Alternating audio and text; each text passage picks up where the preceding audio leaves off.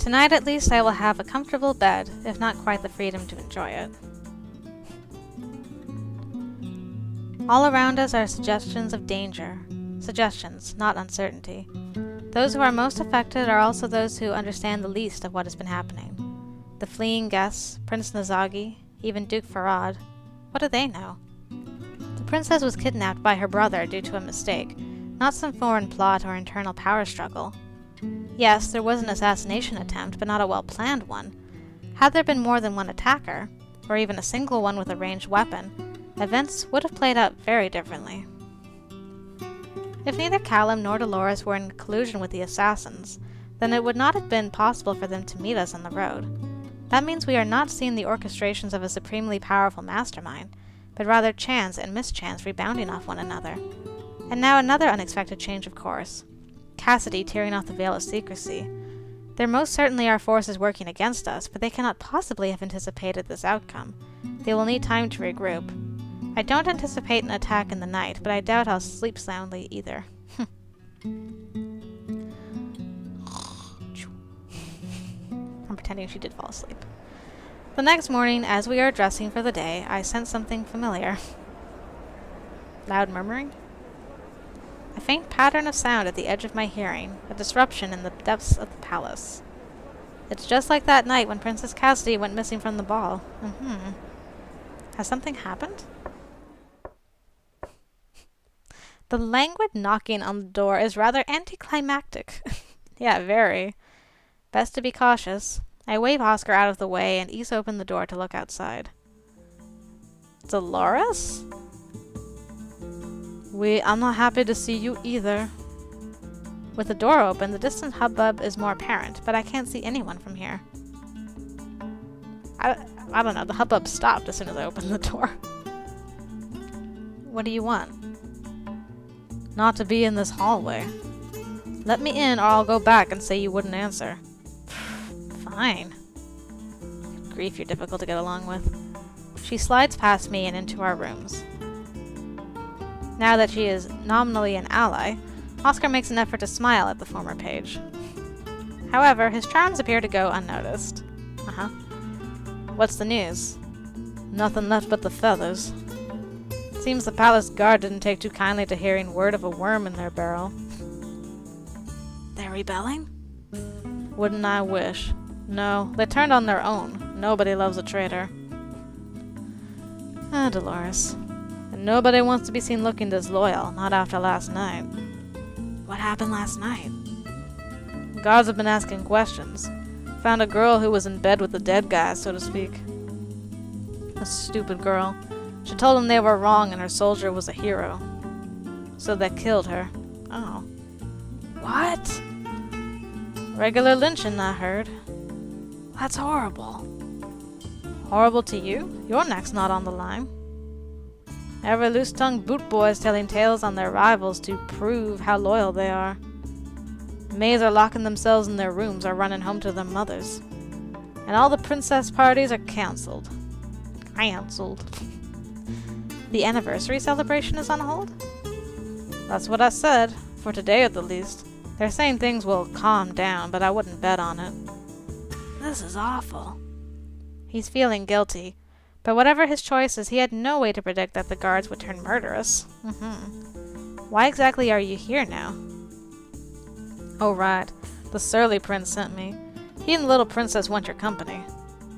With all the storms about, he wouldn't leave her long enough to call on you, so I'm your escort. I'm surprised he trusts you that much, considering that a few days ago he pretty much wanted you dead.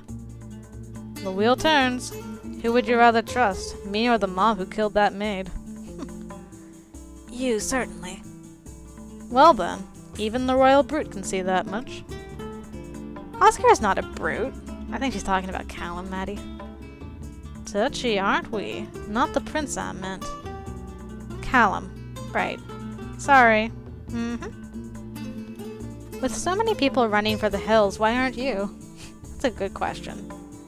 Don't think I haven't thought about it. All this chaos, I could get away clean, but... She shrugs, her lips curling. There's no benefit to me if I run. If I stick it out, I'm angling for a reward.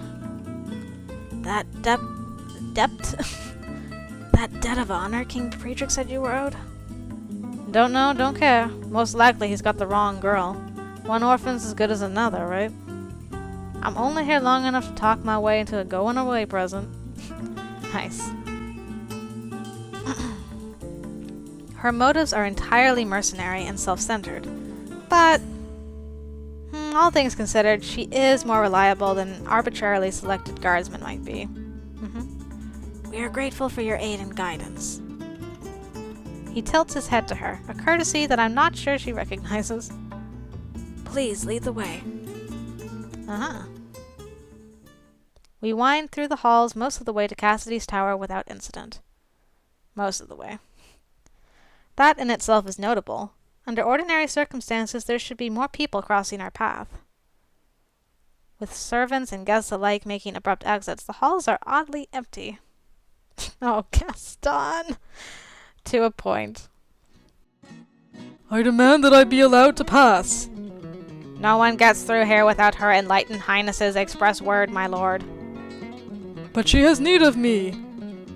My beloved is but a delicate blossom, buffeted by the winds. I must protect her.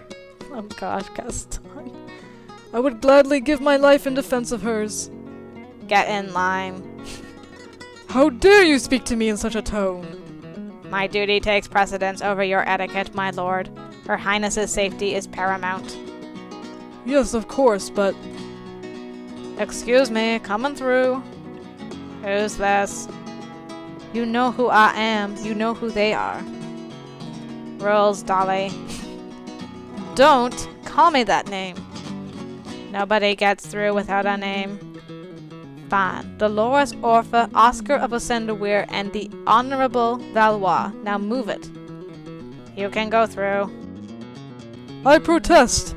Why are these allowed into my beloved's presence, while I am not? They're on the list. Oh, gosh. Prince Gaston fluffs himself up to begin another impassioned monologue, but we are allowed to bypass the theatrics. Now I want to watch more. Can't wait to do Gaston. It's so funny. My first impression of Princess Cassidy's private quarters is that they resemble a rose under glass. Here she sleeps, in her curtained bed upon a pedestal, wrapped in comforting waves of pink, at least until she suffocates beneath them. Still, tastes differ. Simply because I would not like to live in such a room does not necessarily mean that Cassidy feels trapped here. That's pretty. Oscar! And Madeleine, how nice to see you! And me. I already said hello to you this morning. If I have to greet you every time you walk through a door, I'd waste half my day on hello. Oh. Oddly enough, it seems that the two of them are more or less getting along. Princess Cassidy is indeed a very forgiving soul. Very.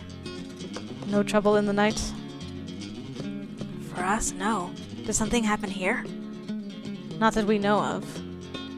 Callum's worried that my guards may not be perfectly trustworthy. He suggested we should all stick together. Do you have enough guards to go around? Delores said many of the staff were leaving the palace. Oh man, my voice. Water. Nothing water can't fix. Not the guards, though. At least, mostly not. It was a guard who attacked us earlier. No man can be trusted simply because he wears a uniform. Current rotations trust that those who have had previous opportunity to strike and not done so may be loyal. That may not be enough. Even a so-called loyal man can be bought, until we know our enemies. There may not be any more enemies. It's turning against ourselves now that's causing damage. How is the investigation progressing? Oh, you heard about the maid Raquel. I heard she was... murdered. That's too strong a word. Not for her family. What had she done? Nothing. That we know of. Wait, please, we haven't been here. Can you start from the beginning? Yes, please. Very well. The first actions were, of course, to retrieve the body of the assassin and identify him. His name was Devante, a relatively recent recruit, hailing from lands under the control of the Grandessa. The Grandessa? Aunt Marie, Mother's younger sister, I don't know her well. She almost never visits the palace. She and Mother don't get along. This Devante was not well liked among the guards or other soldiers, at least not that anyone will admit. He reportedly spent a good deal of time in the stables, but searches there have so far turned up no sign of sabotage. It's possible the horses kept him company because no one else would. When we brought him back, no one spoke in his favor. Except for that girl. Yes, Raquel. She may have been Devante's lover, but no one is certain of that. All we know is that she defended a fallen friend and denied that he was an assassin. And so she was murdered in my name, for having done nothing at all. Cass, stop it. You did not kill that girl, and she may not have been innocent. The mob may have done you a favor by taking out a dangerous rebel. She did hail from territory belonging to Duke Farad. Who, Raquel? She was a ninny with a head full of stars. She couldn't drown a mouse. That's right. You know the staff from the inside.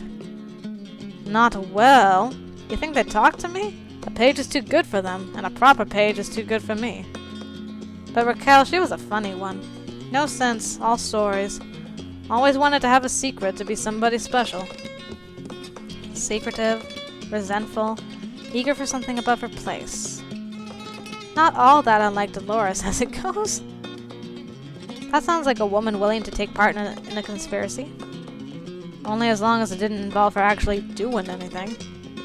She was a useless girl who leaned on others to get her jobs done and couldn't keep her mouth shut. Maybe she knew something. Maybe she just thought a tragic hero sounded better than a dead cutthroat. Could be she never even knew Devante, just wanted to be a part of his story. Well, she is now. An unimportant footnote, soon forgotten. It is the forces behind her, behind Devante, that are of interest. And the only leads we have so far point back to Grandessa Marie and Duke Farad. Duke Farad married Sophia, the Grandessa's daughter.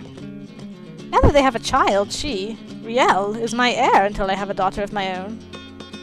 Which gives Farad the strongest possible motive. Through Riel, he could become regent. Also, they hate everyone. Conversation is disrupted as eyes turn to Delores. Everyone's like, "What? What? It's no secret. Even the people don't make any friends here. Hard folk, all of them." I remember seeing some of his entourage at dinner my first night. They stood out like flies in a milk glass. Their clothing, their manners, everything was too rough. Hired muscle it could be. That might suggest he was expecting trouble and brought his own thugs. I spoke to him briefly when I was searching for Cassidy. He seemed a bit on edge and too well armed. He said he was preparing himself against any threat to his family. But his family is not here. The baby was too small to travel. Unless he considers your existence a threat to his family's power. What else do you know about Farad? Does he have support? Other noble relatives? No, I believe he was a clerk before his marriage. Mother said that Sophia had many suitors, but Aunt Marie drove them all away. She wanted her daughter to remain unmarried to stay in the line of inheritance. Because of Caspian, she thought there was a chance that I might not survive. That's an awful way to think about her own family. And a very long-standing quarrel. Is there more to the separation between Paloma and Marie? Mother says that Marie doesn't appreciate the responsibility that comes with wisdom. She said a king must always consider the welfare of his people and guide them by his actions. It's not enough to avoid being cruel. You must actively work for the greater good, or else the weak will suffer. Pretty words, but they do little to explain the division. Well, it's not very kind, but Mother suggested that her sister is more interested in herself than her people. She doesn't care to be involved in the details of agriculture, or commerce, or justice. So she and her husband stay in their estate and allow their lands to fall into neglect. So she's not very popular with the common folk of Guelenor. Oh no, she is. What? You see, when they turn requests away, they tell the seekers that they have the freedom to decide things themselves. So they think that they are better off. Also, she takes less of their coin and tax than the other nobles. Really? What? No, she doesn't. She sets different taxes, that's all. It all comes to the same in the end. Can't tell you that, just what I've heard in the halls. Well, it's not true. That's exactly why Mother was criticizing. Marie takes in the same funds as any other lord, but doesn't use it as she should. Bleh. Good grief. Stumbling over my voices. Any hearth you hold, you must invest in, or what's the point of having rulers at all? That's why you will be a wonderful wisdom. Oh, Oscar. So, Marie promises her people more freedom and prosperity, even though her promises are hollow. That's a dangerous combination for fermenting rebellion. She may have her own supporters. These must be the Marianites that King Friedrich was talking about. But Aunt Marie can't be responsible for the attack. Family does not always imply loyalty. There's nothing for her to gain anymore. She gave up. Sophia's married now. Even if I did die, the power would not pass to Aunt Marie. She controlled Sophia's choice of husbands. Who's to say she isn't controlling Farad? Or Duke Farad could be acting on his own. They may have motive, but is there any evidence? Thank you. Nothing as yet. So it's all speculation. I wasn't making it up earlier what I said. Him and his folk have been keeping the maids out of their rooms. That's suspicious. You also said you knew what Farad and Sophia were plotting. Did? At the river. Oh, well, that part I made up. Thought you'd be interested, that's all. Then, if you have nothing useful to contribute, perhaps you should remain silent. Whatever. No, we do appreciate having you here. You have seen a different side to the palace than we have. Actually, I haven't seen much at all other than books and the view out my window. Not until recently. I'm not very good at this, am I? My first attempt to push my own will in politics has turned into a disaster. No, it hasn't. Things are just confused right now. That happens. Hey, I thought this was my romantic music. Don't play it for Cassidy and Oscar. Excuse me. When I was a little boy, I used to get into so much trouble. I would think my parents would never forgive me. But then a few days later, the storms blow past and everything is all right again. Tomorrow, your guests will approach on bended knee and beg to be allowed back into the palace. The musicians will strike a new tune, and the play will go on. Do you really think so? It's hard enough to imagine one of your guards wanting to harm a sweet and generous princess like you. More than one would be beyond belief. You are too kind. Faced with such a display of sugar, Callum and Delores roll their eyes, almost as one. I think Callum and Delores should get together. I wonder if my own face looks as sour. Aww. Whatever the morrow may bring, for now we must deal with today. For the protection of the princess, we should all remain together and on guard until tomorrow, then regroup. Until tomorrow? You mean spend the night in Cassidy's quarters? That's a bit scandalous. There is plenty of space if we find more cushions, and none of us are alone, so we're chaperoned. It will be just like an adventure, camping in the wild. Oh yeah? I don't think the floor of a royal bedroom quite counts as a camp in the wild. Somehow. With normal service cancelled, we'll need food and other supplies. Delores, get to the kitchen and... Oh no, I am not going out there alone again. She's right, it isn't safe. Madeleine will go with her. I will what? The two of you can handle it, can't you? Right. Certainly. Perhaps I'm being overly suspicious, but it seems like he's trying to get me out of the way. I suppose it gives him more time to make eyes at Cassidy. Which is a good thing. I am not a child to cry over spilled milk, and it is unbecoming of me to behave otherwise. Progress is being made. Our future looks promising, so long as we can all remain safe until the palace comes to its senses. Off to get food. As we leave Cassidy's chambers, we find the guards intimidating a meek little maid. Oh. I haven't done you before. What am I going to do for you? Please, sir, I was only sent to deliver. Did you steal that? No, it's a present. He snatches the tiny box from her grasp and hands it to another guard. Have that checked carefully. See where it's from. Please, I was sent to give this to Her Enlightened Highness. How do we know it's not poisoned? You could be in league with a pharmacist. No! Where were you the night of the ball when Her Highness went missing? Where were you on the 13th? In my prince's quarters. I think you know something you're not telling us. Maybe we should take you for questioning. Please, let me go. Well, it looks like the guards are still hard at work defending their princess. You see why I didn't want to play errand girl. Stand down. Leave that poor little maid alone. Leave her alone. She's Prince Gaston's maid. She's not a threat. I've only met her once, and that briefly, but it seems obvious enough that she means no harm. So you're Gaston's maid. Ah. After all, I know she wasn't involved in kidnapping Princess Cassidy. We've got orders. Your orders are to guard the princess. You've done that. She'll leave now. Very well, Your Honor. Cassidy's proclamation seems to have some benefits. Oh good, I'm glad I was able to save that poor little maid. Delores and I make our way down towards the kitchens through the servants' hallways. Haven't been back here in a while. It wasn't so long ago that she was guiding me through these same halls on my quest to rescue Princess Cassidy. At least that was what I thought she was doing.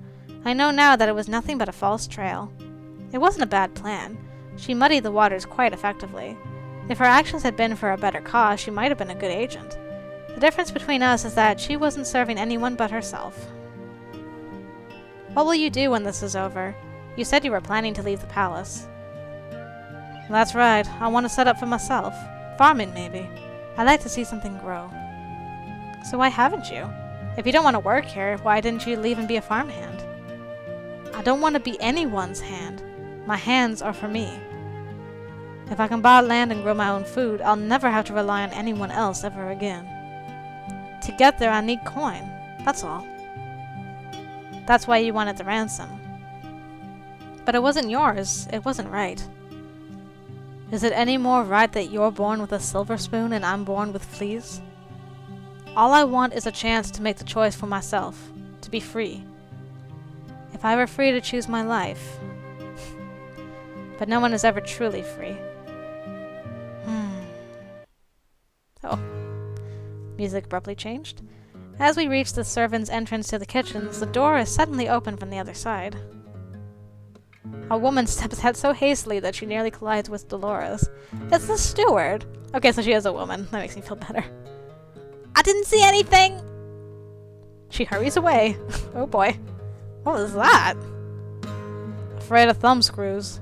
Or thinks we are. Thumbscrews. Better get in before someone picks the shelves bare. She was stealing food? As much as we are. We're not stealing anything. We're taking it to the princess. The kitchens are supposed to feed her.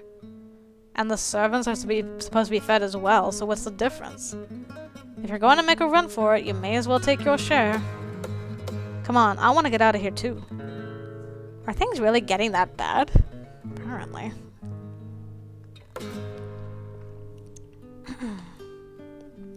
Aw, I like this song. We return to Princess Cassidy's rooms, arms laden with bottles and paper packages of food. It doesn't look like there's been any trouble in our absence. That's good. The three young royals are seated around a table engrossed in a game of cards. I can't tell who's winning. Callum's face is smooth and composed, revealing nothing. Oscar and Cassidy, on the other hand, shoot challenging looks at each other every time they lay down a pair. That's cute. The princess draws another card and laughs. Her eyelids fluttering with delight. Oscar smiles at her expression, his cheeks glowing. I could ask for a seat in the game, but it looks like they have all the participants that they need. It doesn't matter. My role here is to serve and protect. I can do that just as well at a distance. We are all together and safe. We have supplies, entertainment, and guards. Despite the disruption, we will be fine. Tomorrow, everything will be different. Aw, Madeleine, you're losing him. Chapter 7D, The Siege. The Siege? Oh, that doesn't sound good. As expected, a night in the scented sanctum of a royal boudoir is far more comfortable than one upon an open riverbank. A wooden floor may be unyielding, but not uneven, and the princess possesses no shortage of silks and pillows to cushion our rest. However, what wakes us in the morning is not the twitter of birdsong, but the sound of shouting. Uh-oh. This time it comes from outside the palace. What's going on? Stay back. I'll look. Motioning the rest of us aside, Callum approaches the window. Keeping the bulk of his body safely away from the opening, he shoots a swift glance outside. There's a crowd gathering. We're surrounded. Is it my guess? Are they coming back like Oscar said? Oh dear. No, those aren't noble entourages. Those are peasants. Let me see. Oh. Through the glass I can make out the people gathered below. Even at this distance it's plain to see that Callum is correct. Men and women of varied ages have gathered around the palace outskirts. I can even see a child here or there clinging to the shelter of adult legs. Most wear clothing that bears a strong resemblance to the blankets of my dungeon bed, rough and undyed. Some of them carry long sticks. And they are angry. Commoners. A mob. A revolt? I don't know. What? Why would my people be in revolt? We haven't done anything. I mean, there haven't been any new laws or actions recently that would provoke a response. Lynched a maid, but that's just business as usual, Oh. I don't believe a single maid could have that many angry relatives. That's true. Perhaps if she came from a village further from the palace, somewhere that everyone knows everyone else. The entire population might have turned out in protest if they thought she was murdered. What does Oscar know about small villages? He was raised in a castle. Even I have no real experience in something like that, and I am at the fringes of gentle birth. Can't imagine they'd care enough to risk being next for the noose just to cry over Raquel. Sorry, I'm like stumbling and coughing over my words. My throat's really dry. For some reason. I agree that many people would never gather unless they saw something to gain. They're like vultures, waiting to tear us apart, but only if they can find a weakness. My people are not vultures! I don't know what's wrong. Ignore them. Stand strong and they will lose interest and turn away. Let's just stick our heads in the sand. The storms will blow past. That's what Oscar said yesterday, wasn't it? I hope he's right. In any case, my lady, we must tend to your needs. Oh? What needs are those? What are you saying? Your breakfast, of course. Aw, darn. And I suppose you expect me to fetch it again. If you would be so kind, we'd be very grateful. Right. It seems Oscar's sunny countenance is capable of thawing even Delores' temper. Yeah, she looks a little blushy and happy there. It's interesting. Alright, we'll see what's available. Hopefully some of the staff returned before the trouble started. Delores and I prepare to head out into the palace hallways. You can't pass. What? New orders. Nobody in or out, not even the princess. That's mad. You going to fetch their lordships their food then? Can't do that either. We're staying right here. What's going on? The guards quickly bow their heads to her. Your Highness, there is a large force arrayed outside the palace gates attempting to gain entry. They're trying to break in! The guards are hard-pressed to hold them back. There have been a number of injuries. Extra guards have been assigned to the lower windows to repel attempts at scaling. Despite precautions, we cannot be completely certain that the hallways are secure. Until that threat is dealt with, no one may pass in or out of these rooms. It's not just a mob, it's a siege. The others are clustering closely behind me to hear the news. There's an actual battle at the gates? Surely the guards are better armed than the angry horde. Long rifles take too long to reload between shots. One man with a gun is no match for a surge able to absorb losses. The guards are too outnumbered, and the enemy too close. Shoot and you kill a few easily, but enrage the rest. We are not here to murder our own people. It looks bad to have piles of bleeding bodies lying in front of your palace. If the guards cannot use violence to disperse the siege, won't they inevitably be overwhelmed? Reinforcements have been summoned from nearby barracks. The castle will soon be secure. It's only a few hundred restless villagers, full of wind, lies, and ale. Not a problem. What lies? Nothing you need to worry about, Your Highness. If lies are being spoken about the crown of Guelinor, I need to know. Well, it's the usual sort. Death to the impostor. Long live the true princess. That sort. Death? Don't you worry, Your Highness. We know who the true princess is. We're all loyal here. Today's guard detail seems friendlier than yesterday's did, but they won't be swayed from their orders. We can't leave.